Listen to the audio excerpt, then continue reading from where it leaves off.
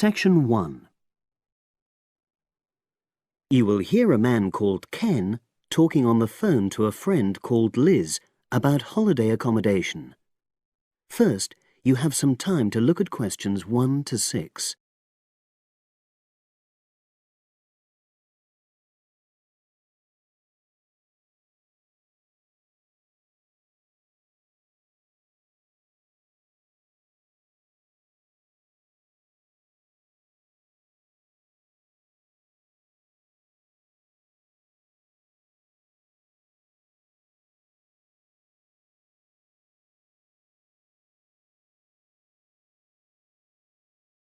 You will see that there is an example which has been done for you. On this occasion only, the conversation relating to this will be played first.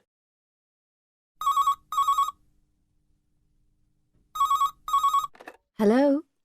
Hi Liz, it's Ken here. Hi, Ken. Nice to hear from you. Are you... This is just a quick call, but Mary and I have just been talking about our summer holiday. We haven't booked a place yet, and we've left it a bit late. We were just wondering if you know of any holiday rentals in your area. It's so nice there. Well, yes. I can think of 2 or 3 places that are very nice. What dates have you got in mind? The 10th of July to the 22nd of July. Ken says that they need accommodation from the 10th to the 22nd of July. So the 10th to the 22nd of July has been written in the space. Now we shall begin. You should answer the questions as you listen because you will not hear the recording a second time. Listen carefully and answer questions 1 to 6.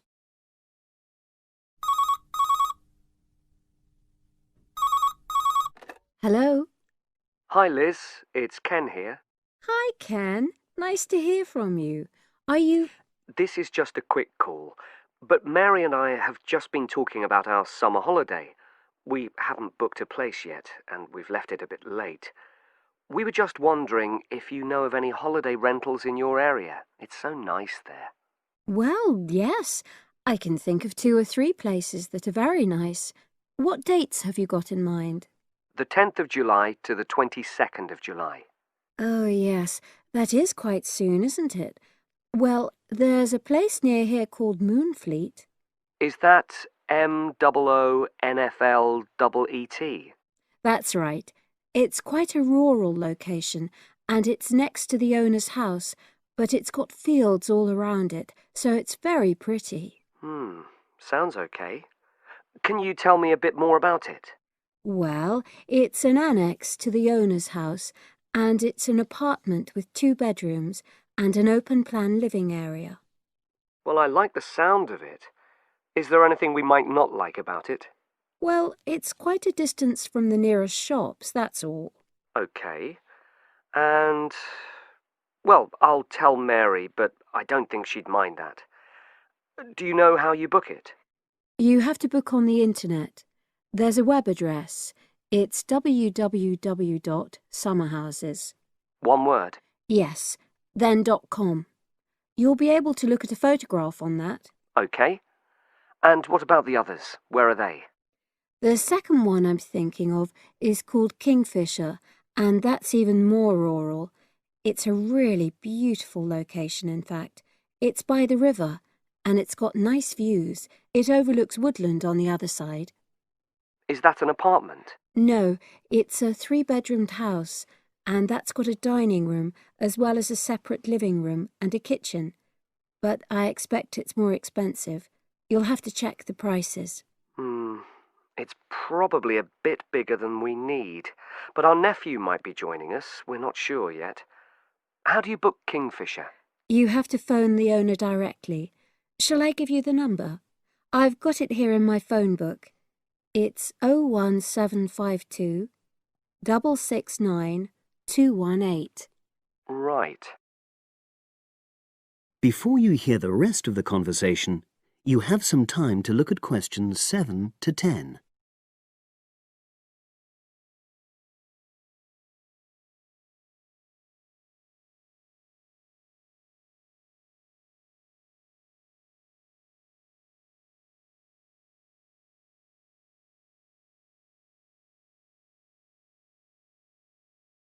Now listen and answer questions 7 to 10. And you mentioned a third place? Yes, there's a house that my sister stayed in last year. It's called Sunnybanks. Nice name. And the location of that one is rather different. It's in the centre of a village, but it's a very small and quaint place. Did your sister like it? Oh, yes. It's by the sea, so her children really loved it. What's the accommodation like? I'm not sure about the number of rooms, because I haven't been in it myself, but I think she said it's quite spacious, and I know it's got its own garden. It's not very big, but it's not shared with anyone else, and it's supposed to be very pretty. Any snags, problems? The only other thing I can think of is that there's nowhere for parking. The streets are too narrow, so you have to leave your car somewhere else and then walk to the house. It's only about 10 minutes away, but... OK. Well, I don't think it matters personally. How do you book it? There's an agent you have to contact. I don't know his details, but I can ask my sister and let you know tomorrow. Thanks, Liz. That'd be great. I'll talk to Mary and see what she says. Thanks for your help. That's okay, Ken. I'll speak to you again tomorrow. I hope you find what you're looking for. That is the end of section 1. You now have half a minute to check your answers.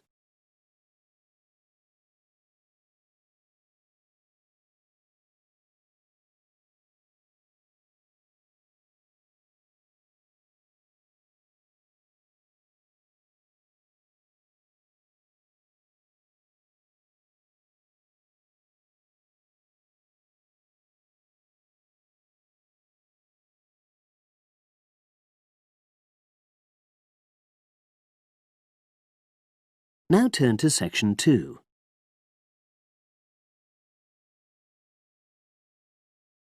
Section 2. You will hear part of a radio program about do-it-yourself house painting. First, you have some time to look at questions 11 to 14.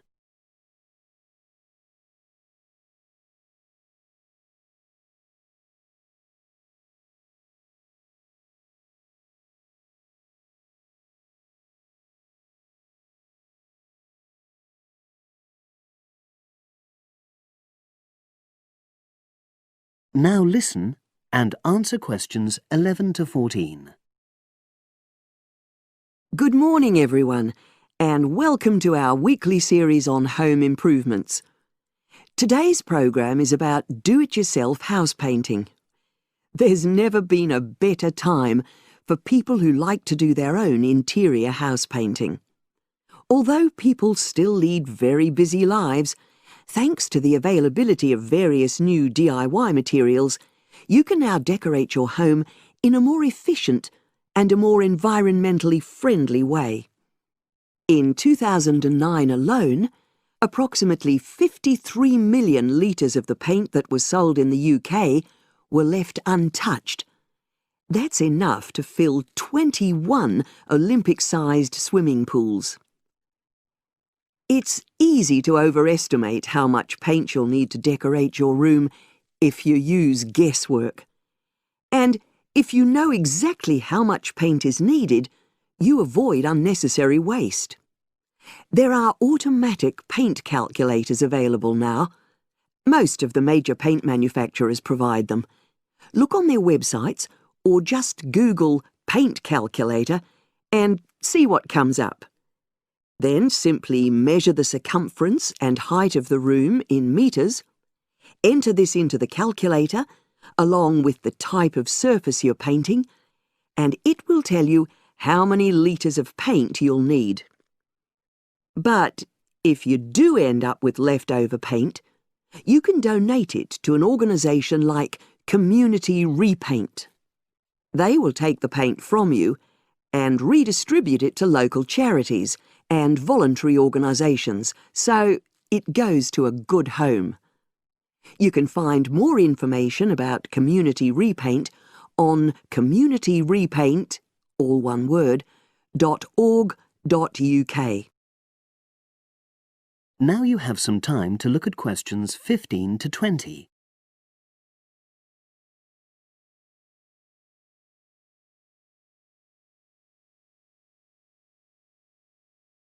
Now listen and answer questions 15 to 20.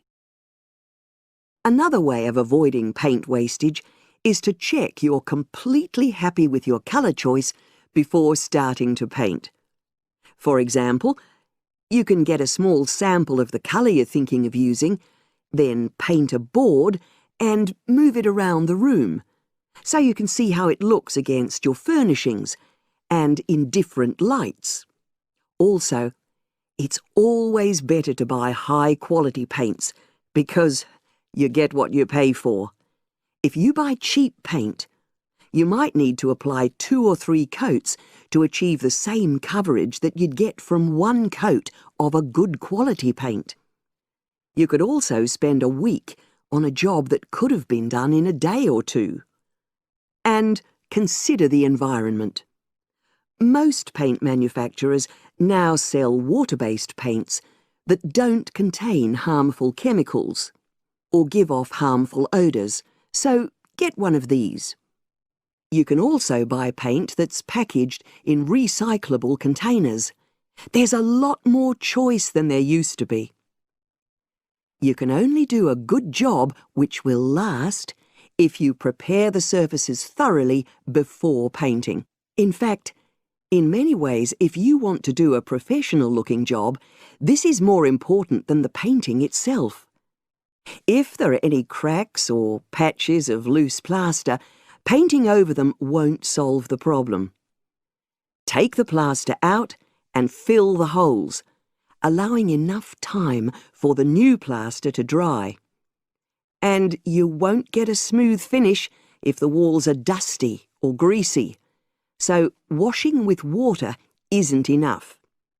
Use a solution of decorator's soap and rinse well with warm water afterwards.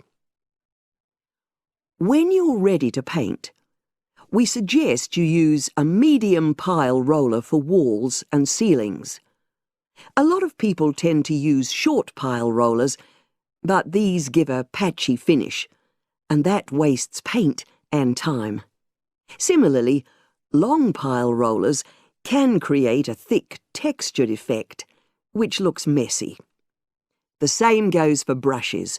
The stronger the bristles, the easier they are to wash and reuse. And as you've chosen a water-based paint, clean your brushes with cold water, because it's more energy efficient that way. As you're decorating, keep transferring small amounts of paint into a tray and keep topping it up when you need to. This reduces the chance of it being contaminated by dust and pieces of dirt. And finally, water-based paint doesn't have a lingering smell, so that's not an issue anymore. But it's airflow rather than heat that helps the paint dry quicker. So, to help finish the job in the quickest time, leave your doors and windows open. The faster the paint is dry, and the job finished, the quicker you can start enjoying your room. In tomorrow's programme, I'll be giving some advice on... That is the end of section 2. You now have half a minute to check your answers.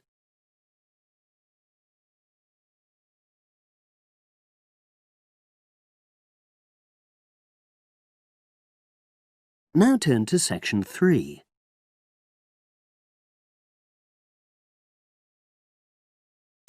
Section 3. You will hear 2 engineering students, a woman in her 6th year called Linda and a man in his 5th year called Matthew, discussing the benefits of student work placements. Before you listen, you have some time to look at questions 21 to 26.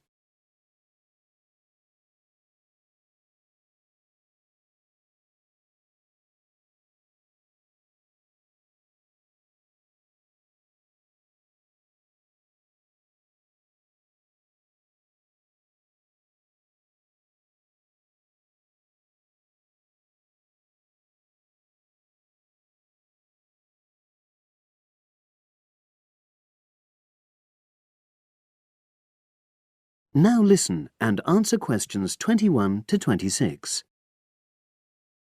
Hi, Linda. Can you spare a few minutes? Hello, Matthew. No problem. I just wanted to talk to you about temporary work placements. I've never really thought there was a good reason for doing one. I've got some savings, so I don't really need the money at the moment. But I've had an email from the university about a vacancy that looks quite interesting. You did a placement last year, didn't you? I did, yes. In my case, I wanted to find out if I was making the right career choice before I began applying for permanent jobs. I thought I wanted to work in car manufacturing, but I wasn't sure, so I applied to Toyota. What was the application process like? Lengthy. There were a lot of different parts to it. The dullest one was a psychometric test. You know, when you have to answer loads of questions about yourself. And you're trying to guess what's the best thing to say. Yes. Then there was an activity that we did in groups, which I found really fascinating. Engineers are renowned for being a bit unsociable, but I thought we made a great team. And we had an individual task too. We had to sort through various business documents and prioritize them. It was just like what you have to do as a student, really, just with different content. What exactly were you doing on the placement? I was helping to design some diagnostic software to identify any waste in the car assembly process. Do you mean waste of materials? No, time. Anything that can speed the process up helps to cut costs. How did the work placement compare to being a student? Was it hard work? Yes, it was. I'd had full-time work before. I've done various unskilled jobs during university holidays, and some of those involve long hours. So I thought I'd find it easy. I was wrong, though. I think when you're on placement, you're always trying to prove yourself. So you push yourself hard to succeed? Yes. But I got a lot of support from my employers. They were always helpful. And then, at the end of the placement, I was given formal feedback. Do you mean on your engineering ability? Well, no. I didn't really need that because we had team meetings every other day. And so I had the chance to discuss technical issues and ask about anything that wasn't clear.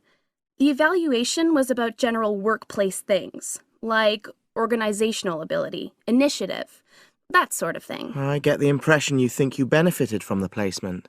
Well, the best thing is that they've offered me a job for next year. Depending on my exam results, of course, but still. A permanent one? Yes. But apart from that, I learned so much. The industrial environment was much more demanding than the academic one, so my general skills improved, like time management, meeting deadlines. And on the technical side, I learned new software packages, like MS Project. Well, I think you've convinced me that work placements are worthwhile, but while you're here, can you give me advice on something else? Before you hear the rest of the conversation, you have some time to look at questions 27 to 30.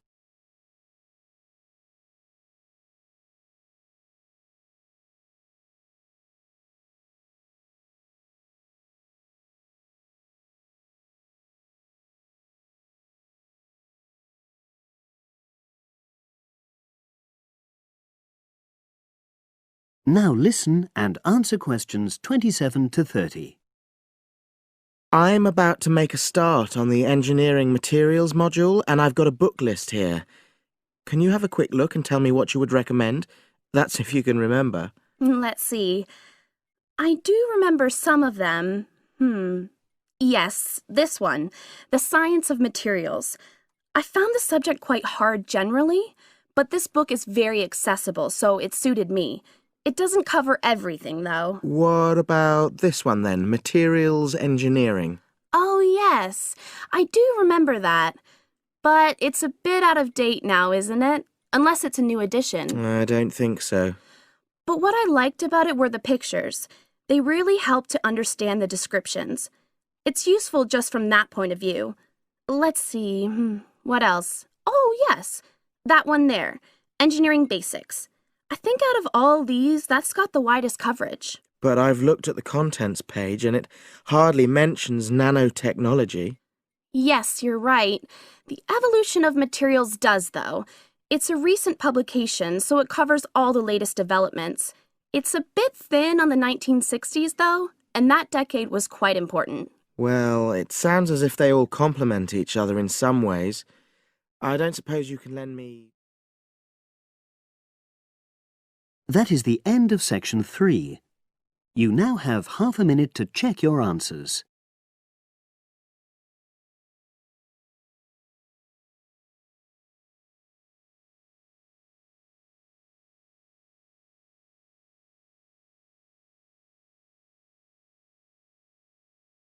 Now turn to section 4.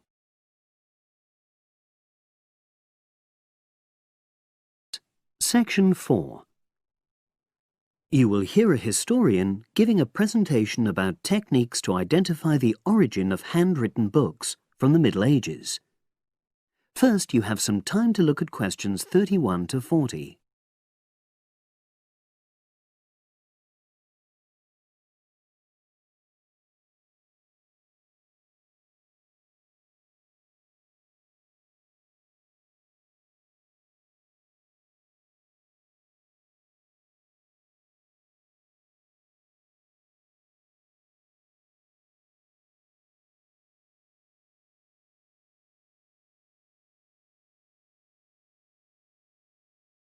Now listen and answer questions 31 to 40. My presentation today is on how the science of genetics is being used to shed light on the origin of manuscripts, anything written by hand, produced in the medieval period, that is, the period between the 5th and 15th centuries AD. As many of you know, thousands of medieval handwritten books still exist today. Some of them have a clear provenance, that is, we know exactly where and when they were written. But the origin of many manuscripts has been a complete mystery, that is, until 2009, when geneticists started using DNA testing to shed light on their origins. But before looking at the new research, I need to explain something about the way the manuscripts were produced, particularly what they were written on. Virtually all were written on treated animal skins, and there were essentially two types. The first was parchment, which is made of sheepskin. It has the quality of being very white, but also being thin. It has a naturally greasy surface, which meant it was hard to erase writing from it. This made it much sought after for court documents in medieval times. The second type is vellum, which is calfskin. This was most often used for any very high-status documents because it provided the best writing surface, so scribes could achieve lettering of high quality. So, once the animal hides had been chosen, they had to be prepared. Where the right materials were on hand, the skins were put into large barrels or vats of lime, where they were agitated or stirred frequently. But if lime wasn't available, then the hides were buried. Both these techniques were designed to cause the hair to slough off and the skins to become gelatinous and therefore more flexible. The next stage was to put the hides on stretcher frames and pull them very tight. While on the frame, they were scraped with a moon-shaped knife in order to create a uniform thickness. For parchment, that was the end of the process. But for vellum, there was an additional stage, where it was bleached in order to achieve the desired color.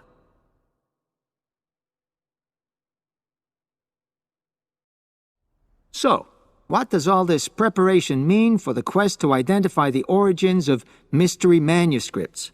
Well, until recently, the only way historians and other academics were able to guess at origins was either through the analysis of the handwriting style or from the dialect in which the piece was written. But these techniques have proven unreliable for a number of reasons. It was thus decided to try to look at the problem from a different angle, to start from what is known, that is, the small number of manuscripts whose origins we do already know. Because these parchments and vellum are both made from animal hides, it was possible to subject them to DNA testing and to identify the genetic markers for the date and location of production. From this was created what is known as a baseline. The next stage was to test the mystery manuscripts, finding their DNA characteristics and then making comparisons between the known and the mystery scripts. Genetic similarities and differences enabled the scientists to gain more information about the origins of the many manuscripts we had known virtually nothing about up to that point. Now you might ask, what are the potential uses of this new information? Well, obviously, it can shed light on the origin of individual books and manuscripts. But that's not all. It can also shed light on the evolution of the whole of the manuscript production industry in medieval times. And because that was such a thriving business, involving very large-scale movements right across the globe, the new data in turn help historians establish which trade routes were in operation during the whole millennium. Now, if anyone has any questions... That is the end of section 4. You now have half a minute to check your answers.